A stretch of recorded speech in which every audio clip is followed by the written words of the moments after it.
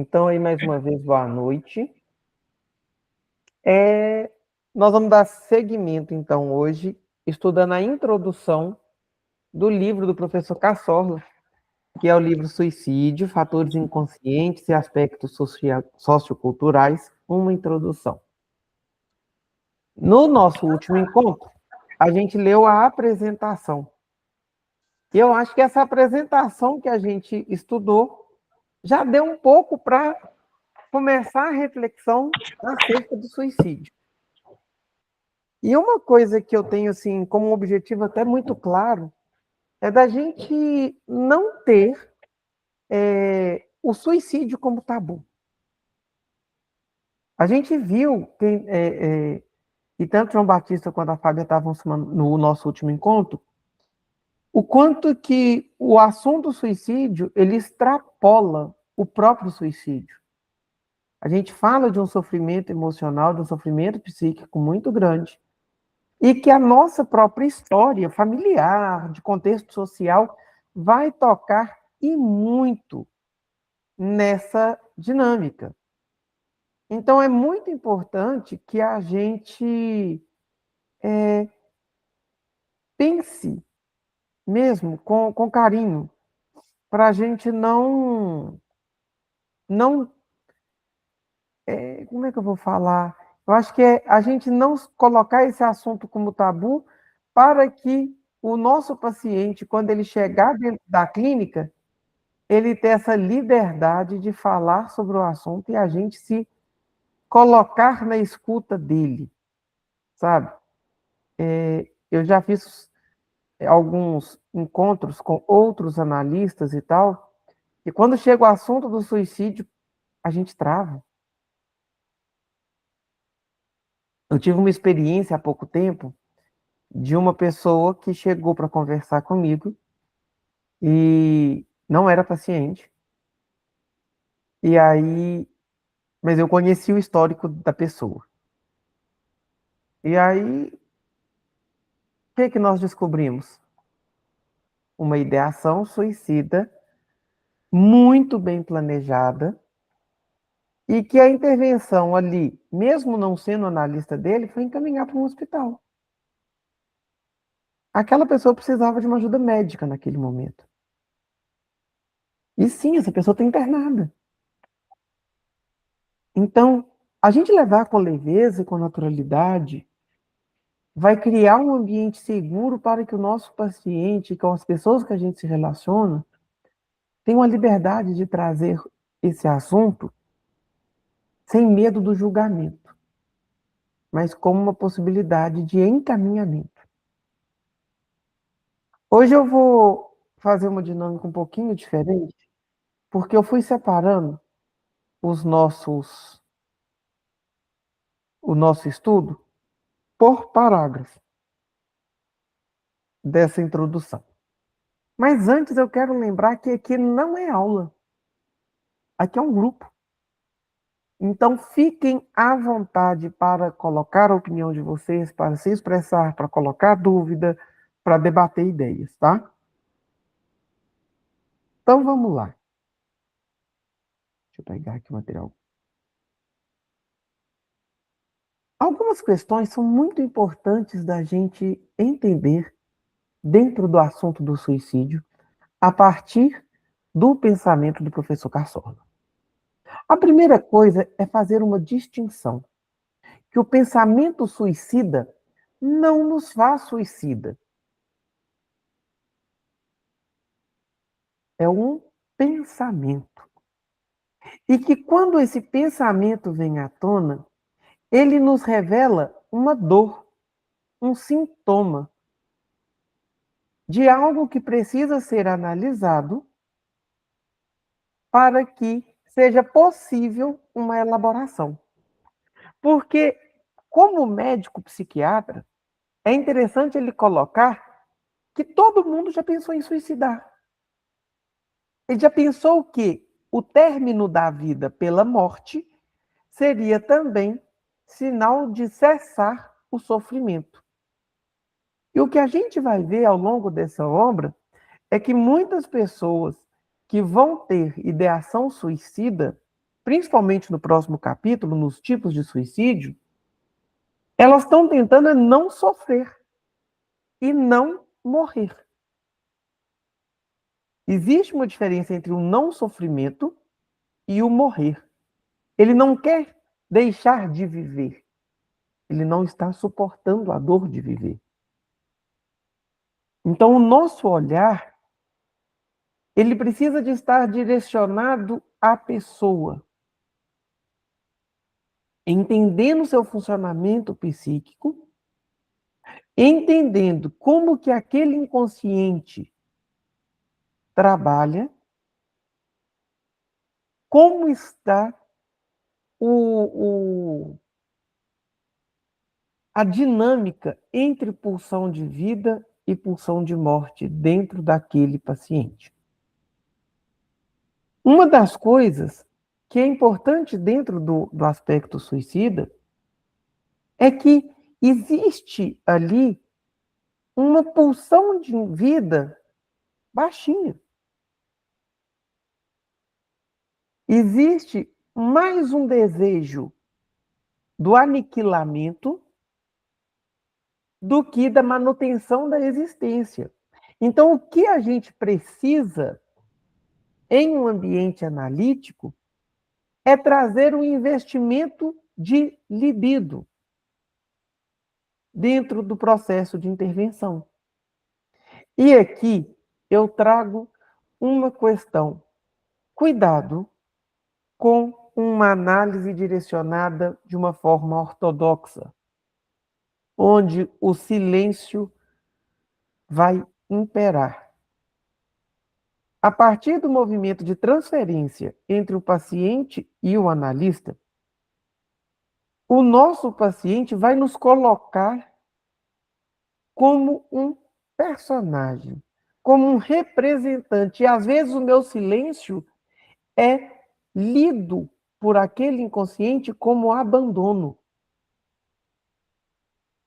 O Winnicott tem um termo que é o analista como ambiente.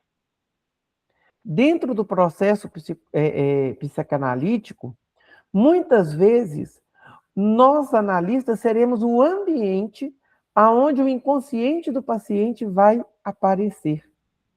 E esse ambiente ele vai ser testado.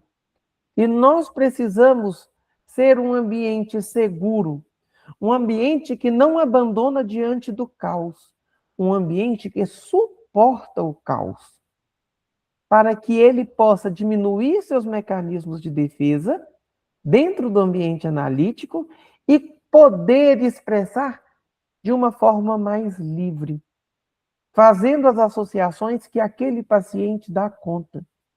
E não é toda terapia, não é todo momento de análise que o silêncio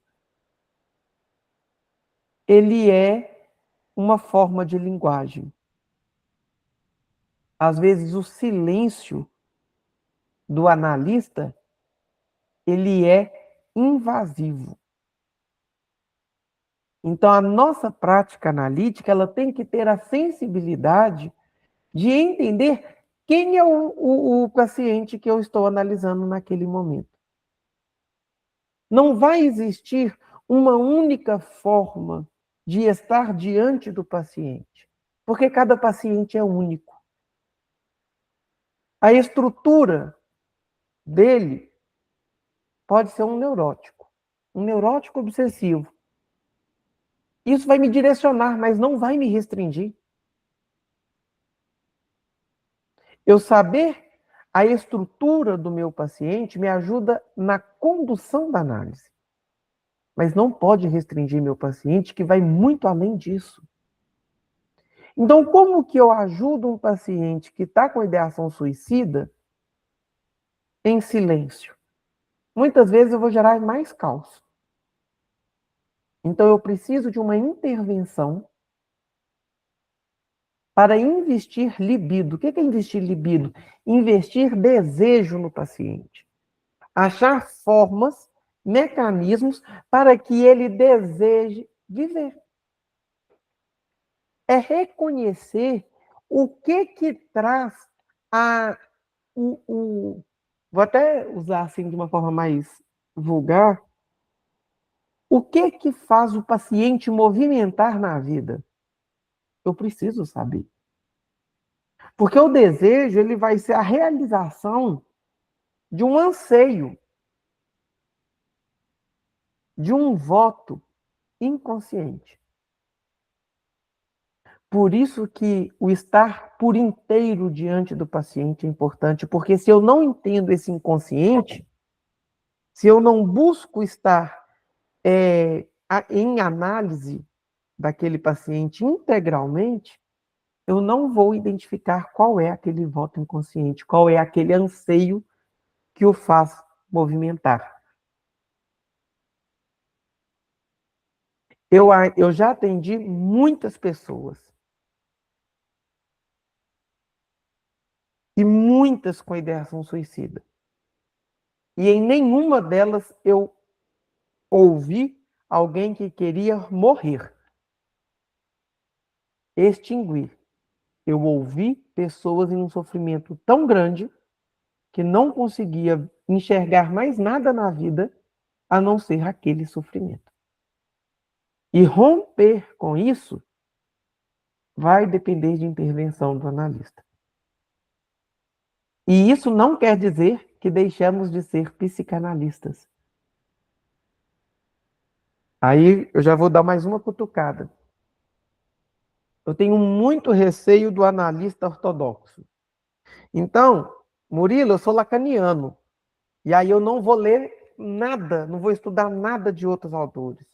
Eu sou winnicottiano, então não vou conhecer nada dos outros. Gente,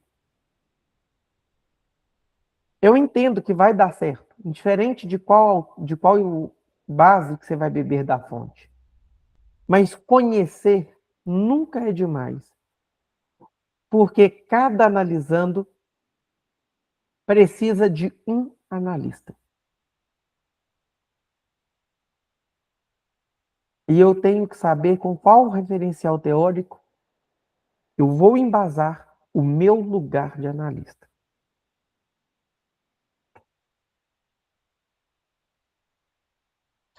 Depois, o próprio professor Cassorla começa a fazer um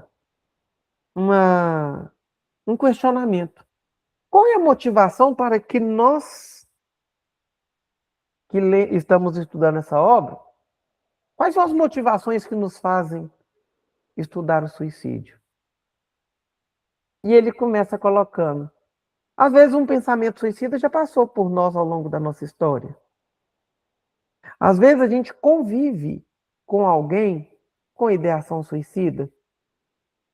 Às vezes é na experiência clínica como analista que esse assunto tem vindo e eu preciso me qualificar, de me embasar para poder fazer um processo de escuta mais eficaz.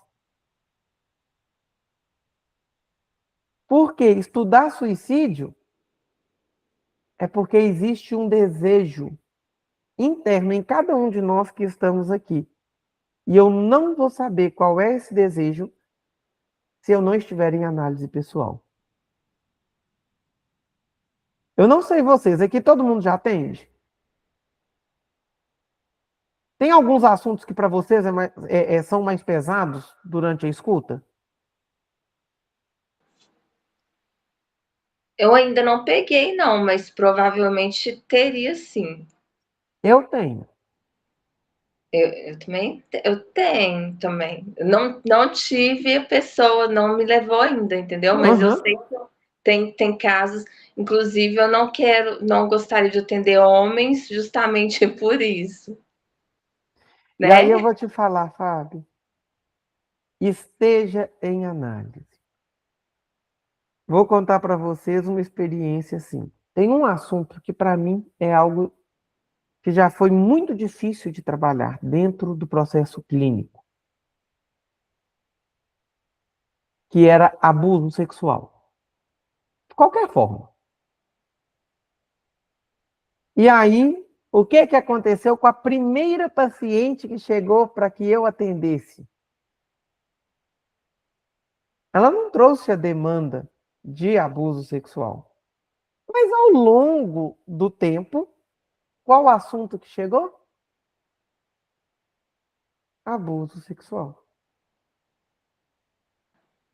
Lembrei aqui, mas assim, foi quando eu estava fazendo estágio.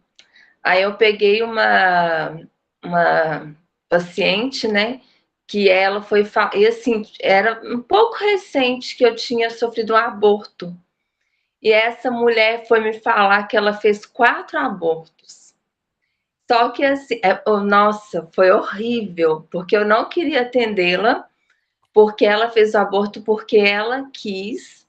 E eu tinha acabado de sofrer um aborto, porque. Mas eu não queria, entendeu? Eu fui obrigada porque eu estava correndo risco de vida e o meu filho também. Então, com 6 meses, eu tive que abortá-lo. Então, isso para mim era muito cruel. E só que o problema maior é que ela era cheia de sintomas, sabe? Uhum. Muitos, era dor de cabeça, dor disso, e ela não entendia o porquê que ela tinha tantas dores.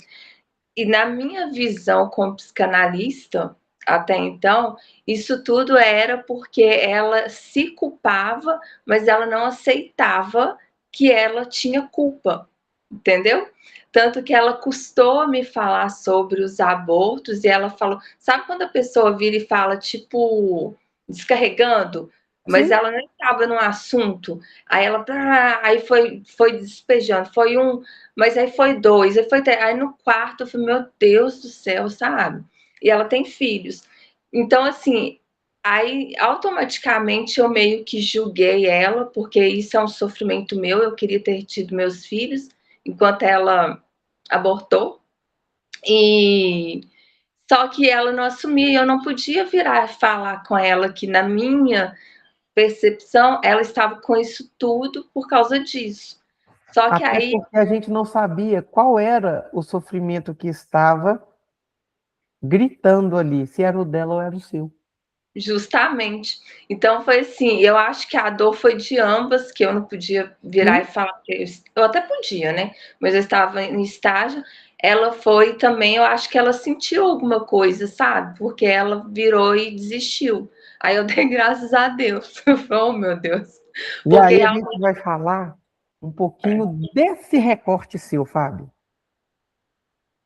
Ela só te disse que ela provocou o aborto porque você foi uma analista que propiciou ser um ambiente seguro para ela trazer um assunto que ela esconde até dela mesma, provavelmente. Aí ela abandonou o processo de análise e tá tudo bem. Talvez só foi até ali que ela deu conta. E coincidiu com ser o limite também da sua escuta. E saber o nosso limite é importante. Tanto para a gente saber passar dele, quanto para a gente levar para a nossa análise pessoal. E eu sempre vou dizer, o analista que não faça análise, ele é irresponsável.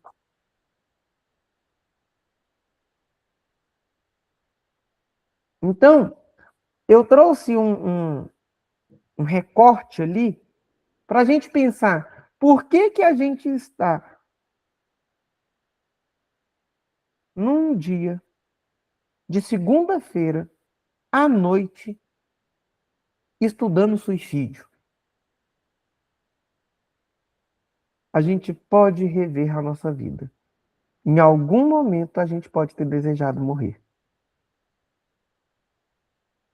Ou alguém que estava por perto passou por aquela experiência.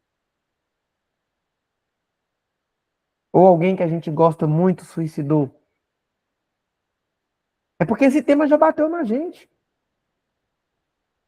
Então, olha o textinho, não sei se está dando para vocês verem, mas que eu coloquei assim, olha, para o Winnicott, o desejo não é visto apenas como uma busca por uma satisfação de uma pulsão, né? Uma satisfação pulsional, mas como a manifestação da espontaneidade criativa do gesto espontâneo, que só pode emergir e ser sustentado quando o indivíduo sente que o ambiente é seguro o suficiente para que ele possa ser antes do fazer. Isso para vocês é claro ou não? Esse pensamento de Winnicott.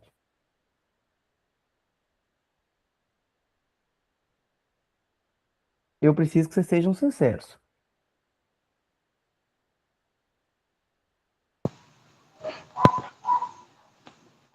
Ainda não consegui ainda captar tudo não, professor. Então vamos lá. Obrigado, João. E eu preciso disso. Fala, Murilo, não entendi bolufas. Para a gente voltar no tema. Quando a gente fala de desejo para o Winnicott, a gente não está falando necessariamente que é a busca da satisfação de uma pulsão, de um impulso. Mas toda vez que eu desejo, é porque eu manifesto a minha espontaneidade, a minha capacidade de ser indivíduo, sujeito, em um ambiente que me dê segurança. Então vamos pensar numa criança. Se o tempo todo aquela criança ela é tolhida, ela vai aprender a adaptar à vontade do outro. Ela não vai aprender a ser ela mesma. Ela vai ser o adolescente ou o adulto que vai chegar para a gente para análise sem conhecer os seus próprios desejos. Uma pessoa que só se faz adaptação para o desejo do outro.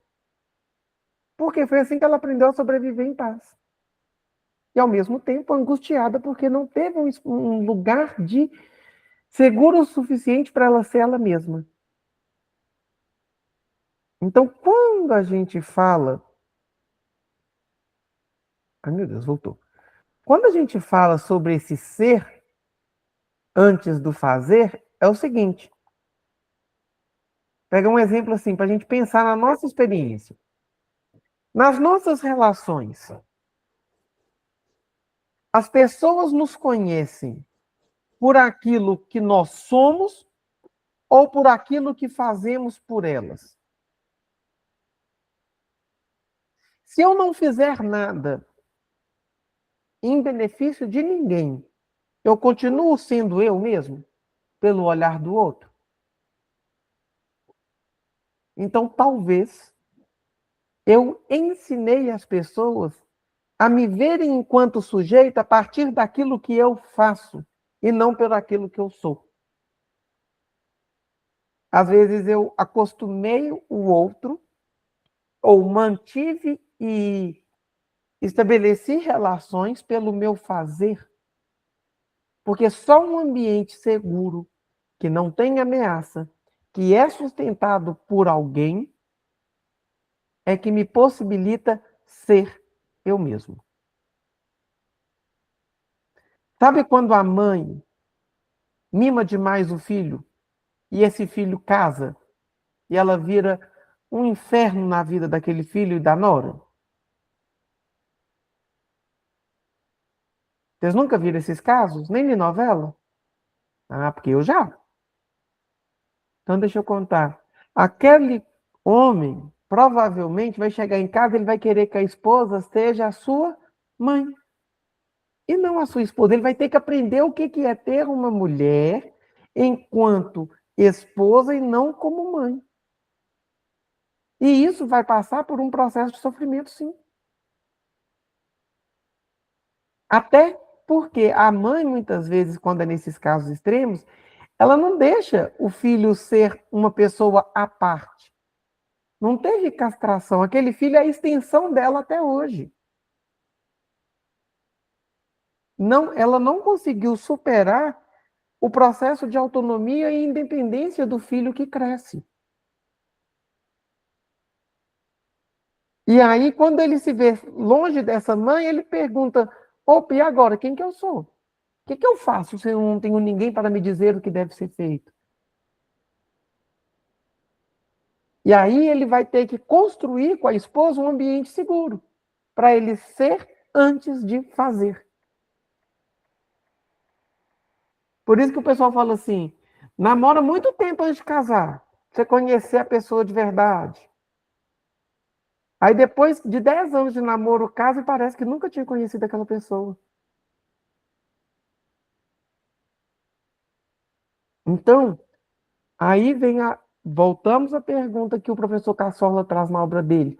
Qual que é a nossa motivação? Qual é o desejo que nos move para estudar o suicídio?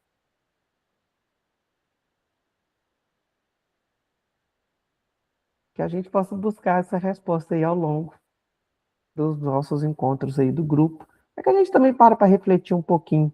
Porque a psicanálise, ela é gostosa, gente, quando ela toca a nossa vida. Depois, o professor vai falar com a gente que existem fatores, quase como uma matemática, que vai influenciar o suicídio. Primeiro deles, fatores biológicos. Como assim? Existe, dentro do processo do estudo biológico nosso, indícios de que algumas questões físicas podem nos colocar mais suscetível ao suicídio. Mas existe também um problema hereditário. E esse hereditário, entre muitas aspas. É comum que quando a gente vai atender um paciente com ideação suicida, outras pessoas da família dele também já tiveram ideação suicida, ou tem um histórico de suicídio, tá? E por que a gente fala isso? Porque esse fator hereditário bate num outro conceito do Winnicott, que é o conceito de ambiente. O que é a mãe suficientemente boa lá para o Winnicott? É aquela que oferece uma forma de sustentação, de holding para a criança. Então, a criança é aquela que nasce com uma plena dependência da mãe para que ela possa existir e que, ao longo do tempo, ela vai transicionar da dependência absoluta para a autonomia a partir de algumas pequenas falhas nos momentos certos. Então,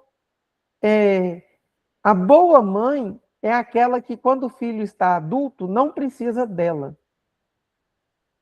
mas que recorre a ela porque ela não tem serventia, mas por aquilo que ela é.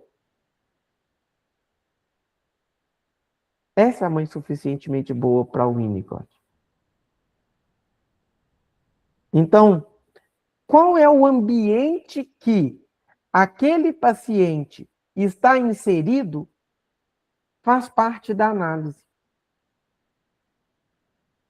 Porque, normalmente, o paciente suicida vem de um ambiente que não é saudável. Mas aqui ele pode ser rico, ele pode ter melhor estrutura familiar, mas houve uma falha precoce. Houve uma falha antes daquela pessoa ter recurso emocional para suportar aquilo. Tem um exemplo assim que eu acho básico. Sabe aquelas famílias que são muitos filhos e um filho que cria o outro? Às vezes uma criança de 12 anos é quem é responsável pela de 7. Mas a de 12 anos não tem recurso emocional para criar uma criança de 7. E essa criança de 12 anos vai ser um adolescente que não vai ter adolescência, uma criança que não soube brincar, e vai ser um adulto angustiado, extremamente rígido, porque ele não pode ser imperfeito. Porque ele foi cobrado perfeição o tempo todo. E aí a gente vê como que entender o ambiente que o meu paciente viveu e estava inserido em sua infância, na sua construção de sujeito, na sua constituição de família, como se davam as relações. Tudo isso vai fazer parte de entender o ambiente que sustentou ou não aquele paciente para que aquele sintoma, agora ideação suicida, pudesse emergir. Alguém levantou a mão aí. Quem foi? Oi, Murilo, boa noite a todos aí. Murilo, ouvindo a sua apresentação, eu estou aqui pensando, por exemplo, você falou em ambiente, né? E aí, o que seria esse ambiente ideal? Primeiro ponto. E aí, eu tenho relatos de mães, de pais, que põem responsabilidade para o filho, né? Então, o fazer é muito importante. Lavar louça, então a mãe sai para trabalhar, a menina de 14 anos, na adolescente, ela tem que deixar tudo limpo, tem que levar o lixo, e se chegar, não tiver em ordem, apanha. Pode levar uma bronca, sei lá eu qual é o critério da punição, mas vai ter punição. Aí a minha pergunta é o seguinte: o ambiente ideal é onde o adolescente, a criança, ela apenas passa a ser ou necessariamente ela tem que fazer, tem que ter um equilíbrio entre ser e fazer, ou só fazer e ser? Eu me perdi um pouco aí, tá bom? Beleza. Vamos lá. O ambiente ideal é aquele que me possibilita ser eu mesmo. Certo. Então, aquele ambiente que, se eu tiver com raiva da minha mãe, eu posso virar para ela e falar: mãe, não quero conversar agora, eu estou com raiva. E essa mãe vai respeitar esse meu sentimento. E Inclusive depois, palavrão. Inclusive inclusive palavrão. palavrão. Bacana, é bom saber isso, viu? Muito bom. E aí, posteriormente, ele vai ser ensinado que o palavrão não cabe em todo lugar, não cabe a todo momento.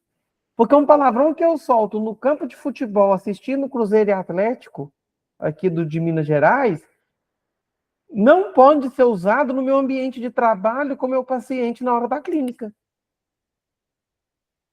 Mas é o mesmo palavrão, em ambientes diferentes. E aí eu Então, entro na lei, Murilo, desculpa eu fazer um parênteses. sim, O pai, ele é a lei, tá? Então, por exemplo, aquele pai repressor que proíbe, não deixa a pessoa ser, não é legal, né? No o pai é desenvolvimento a da lei, pessoa. enquanto a função paterna, ela está inserida enquanto aquele que vai dar direcionamento, aquele que vai fazer principalmente a castração simbólica, onde o filho vai parar de se identificar com a mãe. É quando o filho vai descobrir que a cama é do pai e da mãe, que a dele é lá no outro quarto.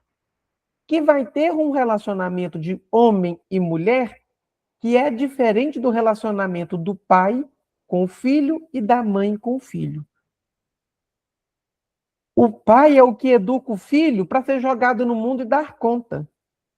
A mãe vai ser aquela que vai suprir emocionalmente aquele filho com a responsabilidade de, quando ele for mandado para o mundo pelo pai, ele dê conta desse mundo. O problema é que a gente acha que muitas vezes essa lei ela é por um limite, até, gente, cultural. Se você não faz o que eu quero, eu te bato. Não. Essa lei ela é educativa. Por quê? Porque para o filho dar conta do mundo, ele tem que conhecer o seu processo de autonomia. E a autonomia só vai vir pelo que o Winnicott chama de amadurecimento psíquico, amadurecimento emocional. E esse amadurecimento emocional precisa tanto de um ambiente seguro, quanto de uma mãe suficientemente boa, que ele trabalhe esse conceito, mas ele precisa de um pai que vai exercer a função paterna. Agora, vamos pensar no próprio exemplo que você trouxe. Como que eu vou ensinar para o meu filho a ter um processo de autonomia se ele não participa de nada? Gente, ambiente doméstico é um ambiente colaborativo. Se você tem 10 anos, você não vai passar para ele a obrigação de fazer a comida na hora do almoço. Mas se ele tem um animal de estimação, ele dá conta de tratar daquele animal todo dia. Se seu filho tem 5 anos, ele não dá conta, talvez, de tratar do animal, mas ele dá conta de saber aonde é que vai colocar os brinquedos depois de brincar. É entender qual é a condição que aquela criança tem para ser educada para viver no mundo. Porque a criança que cresce conhecendo as suas potências, reconhecendo a si mesma, posteriormente, ela influencia o ambiente onde ela vai estar. Então, a criança que conhece o que é o limite imposto pelo pai e pela mãe durante a criação, quando for namorar, não vai aceitar qualquer coisa do parceiro, não. Por quê? Porque foi fundamentado num ambiente onde deu segurança para colocar limite. Olha, isso aqui é bom, isso aqui pode ser revisto, isso aqui eu não aceito. Muitas vezes, quando a gente recebe o paciente suicida, isso já aconteceu com alguns pacientes, são pessoas que muitas vezes não aprenderam, durante o seu processo de constituição do sujeito, a autonomia. Permaneceram sem passar pela castração ali e continuam esperando e responsabilizando só ao outro pelo seu sofrimento.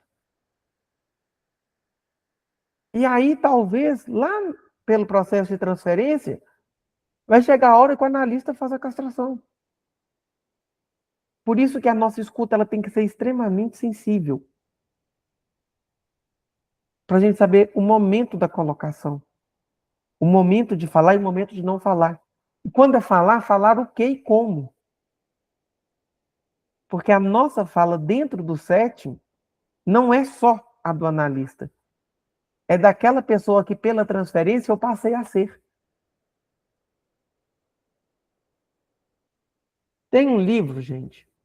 Eu tinha muita dificuldade quando eu ia atender, no início, assim, o que falar? Quando falar? Como falar? Vocês nunca pensaram sobre esses assuntos, não?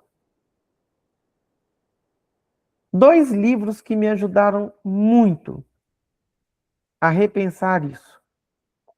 O primeiro chama Introdução à Clínica Psicanalítica, se eu não me engano é isso mesmo, do Bruce Fink, pela editora Blucher.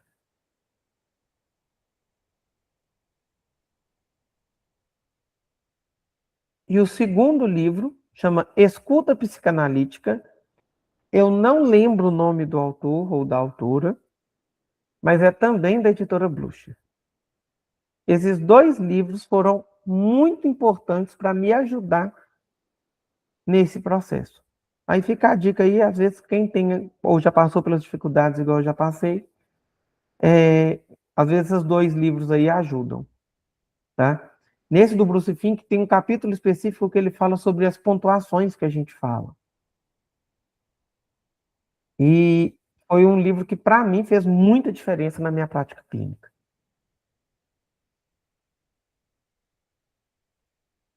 Gente, eu amo os livros da editora Blucher. Um dia, se Deus quiser, eles vão me patrocinar, porque eu não aguento mais comprar livro.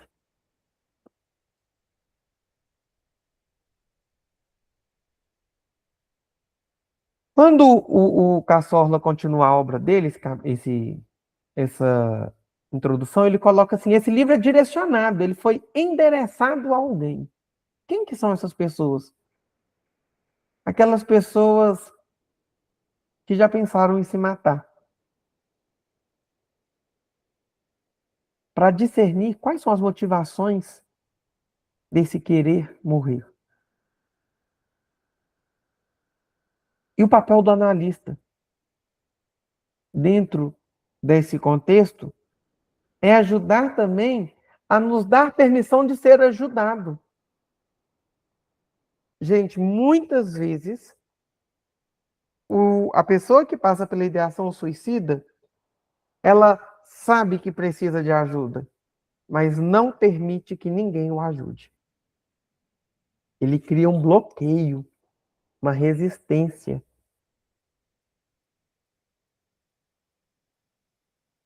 Oi, Michele. Aí eu fico pensando, será que ele cria essa resistência porque ele não quer? ou porque ele não dá conta? Ele cria essa resistência porque essa resistência possibilitou o sujeito dele existir diante da ameaça. Se eu sou uma pessoa que todas as vezes que eu busquei ajuda, eu encontrei abandono, eu vou continuar buscando ajuda? Não. Não. Olha, gente. Um bicho vindo aqui.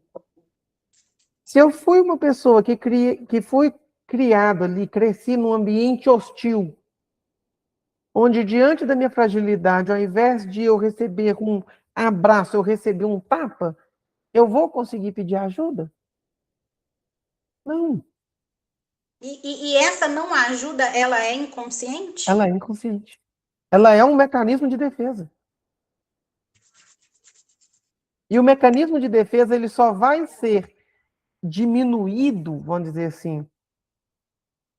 Essa barreira só vai ser abaixada se eu conseguir construir junto com aquele paciente um ambiente seguro.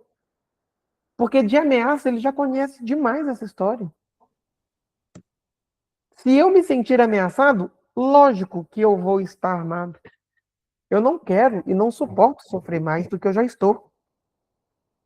A Fábio mandou, eu acredito que é vergonha mesmo, porque uma grande parte julga, manda trabalhar, diz que é frescura. Claro que é uma vergonha. E a vergonha, o que é vergonha? É a inibição. Eu vou me inibir de falar sobre algo que vai me expor demais, porque eu não suporto uma exposição.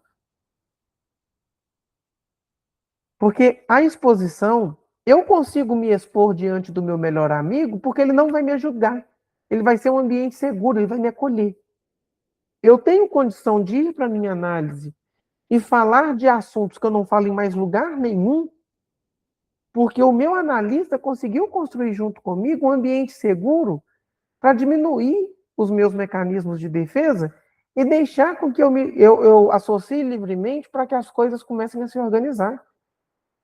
Agora, se diante da minha fragilidade, quando eu estou com o mínimo de defesa possível, eu sou julgado, atacado, ou as minhas emoções e sentimentos não são validados, gente, eu vou aprender a não me expor.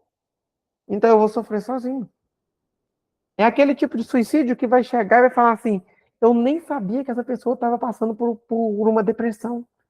Ele estava aqui contando piada tem pouco tempo. Nossa, ele estava na festa. Ele estava num ótimo emprego, ele estava com dinheiro demais. Como que ele faz isso? Agora, a Fábia falou outro assunto interessante. Olha, mas tem gente que pede ajuda e a gente nem percebe. Uma amiga que suicidou, mas antes disso ela implorou e ninguém percebeu. Fábio, eu vou te contar uma coisa. Numa vida corrida como a nossa, muita coisa passa despercebida nas nossas relações. Agora, a minha amiga não faz análise comigo. A minha amiga desabafa comigo. A análise ela vai fazer com o analista dela. O desabafo não é análise. O socorro que um amigo pode proporcionar não é a de um analista, não é a de um psiquiatra. Essa pessoa que eu contei para vocês o caso da semana passada, não é meu paciente. É uma pessoa do meu círculo de amizade. Claro que o ser amigo, junto com a experiência clínica, me mostrou que naquele momento era intervenção médica. Porque senão ele ia sair da minha casa e ia fazer uma besteira. Agora, não me cabe me imputar, por exemplo, culpa. E é difícil. E eu só vou dar conta disso em análise.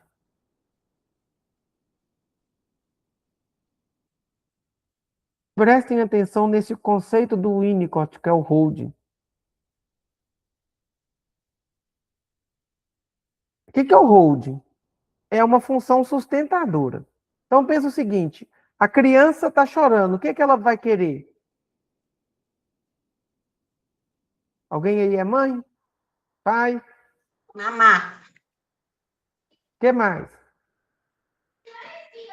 Colo. Colo. Atenção. Isso é o holding. É o sustento. É aquilo que eu estabeleço dando suporte físico e emocional contínuo, sem risco de interrupção, que suporta o caos da criança e dá a ele condição de voltar para o seu centro, vamos dizer ali. Então, há um suporte para o seu caos. O paciente precisa que o holding aconteça e que depois o analista fale na hora certa, até que ele crie autonomia e ele vai ter alta. Porque o monte de medo do analista que quer o paciente 20 anos e esse paciente ele vira dependente do analista. Tá? Aqui, Ô, Murilo, Vamos eu lá, pode queria falar fazer daí. um parênteses aí, o Everaldo aqui. Eu queria saber o seguinte, eu fiquei um pouco confuso aí com o desabafo e análise. Ficou uma linha aí muito tênue, porque eu entendo que a análise ela é um desabafo, mas aí eu queria entender essa ótica sua aí, desabafo e análise, eu me perdi aí. Só um pouquinho, Fábio, eu vou passar aí para você, tá? Desabafar, eu desabafo com o meu amigo. Quando eu desabafo, eu tenho uma necessidade de colocar para fora situações, conflitos, com uma pessoa que eu gosto, que às vezes vai me dar uma opinião, que às vezes vai passar a mão na minha cabeça, que às vezes vai me xingar, porque aquela relação, ela é uma relação de amizade. A relação analítica não é amiga, é analítica. Eu não, o meu amigo, ele vai saber aquilo que eu falo. O meu analista, além do que eu falo, o que eu falo não é a única linguagem que ele vai se ater. Ele vai se ater ao que vai além do discurso. O meu amigo não está nem aí se eu tenho um inconsciente ou não. O meu analista vai tentar entender junto comigo e me ajudar a entender como que funciona esse inconsciente que deseja. Esse inconsciente que é movido por uma pulsão. A escuta do amigo é ligada pelo afeto. A escuta do analista é pela técnica. Por isso que eu não posso ser amigo do meu paciente. Eu posso ser analista. Se eu for me tornar amigo desse paciente, eu dou alta e passo ele para outro paciente, para outro terapeuta, para outro analista.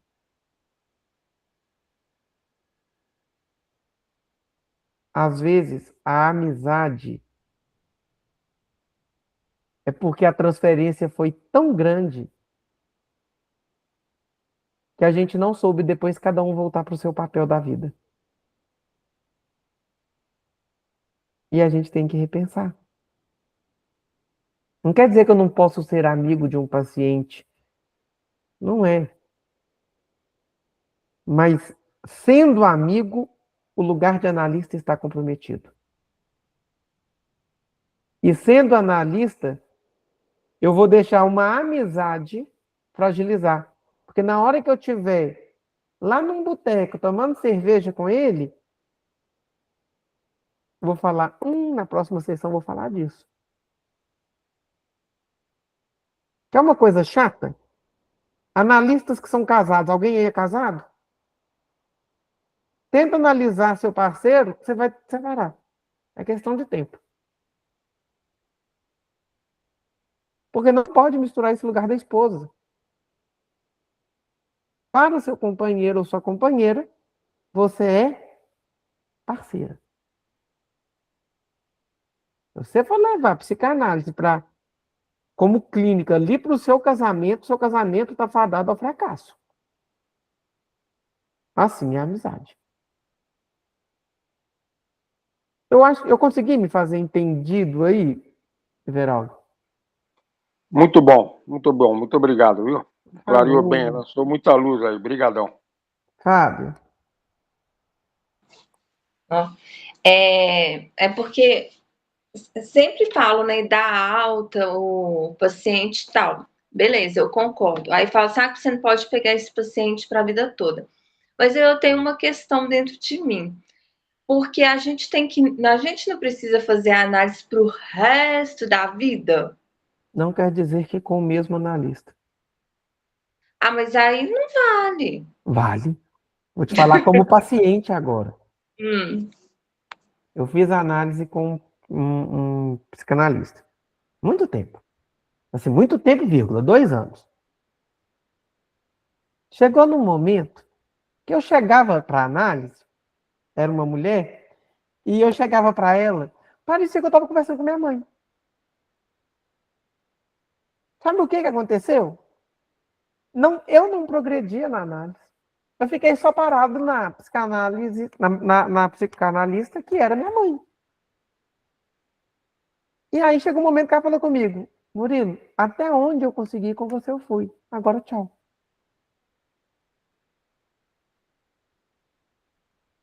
Eu quase morri do coração o dia que ela fez isso. Falei, você tá achando que você pode me dar alta? Eu tô um bagaço da laranja, você não vai me jogar fora. Ela falou, não estou te jogando fora. Olha o lugar do abandono. Eu não estou te jogando fora. Eu estou reconhecendo que eu não consigo ser a analista que você precisa ter. Eu fui até o limite da análise que eu consigo sustentar. Gente, quase morri. Fiquei com ódio dela um tempo. Hoje, eu vejo que foi a melhor analista que já passou pela minha vida até hoje. Uma analista lá de Belo Horizonte. Só não vou falar o nome dela, porque senão eu vou ficar fazendo propaganda. Então, eu preciso de análise. Mas não quer dizer que a análise não possui o limite do analista. Eu consegui responder, Fábio? conseguiu, né? Mas mas Mas não é a resposta que eu queria, não, né, Fábio? não queria sim. Mas é um problema mesmo. Ainda Murilo, mais. Murilo, Eu falo, desculpa eu cortar aí a Fábio também, fazer um parênteses aí. E a aliança terapêutica que é tão necessária? Você vai ficar quebrando aliança, construindo novas alianças terapêuticas, é isso? Com O que é uma relação à aliança troca. terapêutica para você? É o vínculo, né? Eu vejo, por exemplo, a importância desse vínculo. Eu acho que esse vínculo emocional, afetivo, por mais que seja um analista, o lado humano se prevalece ali. Então, quando você quebra essa aliança, que eu chamo de ter uma aliança terapêutica, você reinicia o processo, e aí eu aqui como leigo, hein? Estou aqui supondo, tá? Você recomeça um novo processo, tudo do zero, até você ver no meio do caminho, sai uma faísca, você não gosta, aí você recomeça. Eu entendo que é mais fácil essa aliança terapêutica firmada, né? Estou falando aqui como leigo, Sim. ainda não cliniquei, tá bom, Murilo? Geraldo, eu tenho um paciente que está há 4 anos comigo. Toda semana.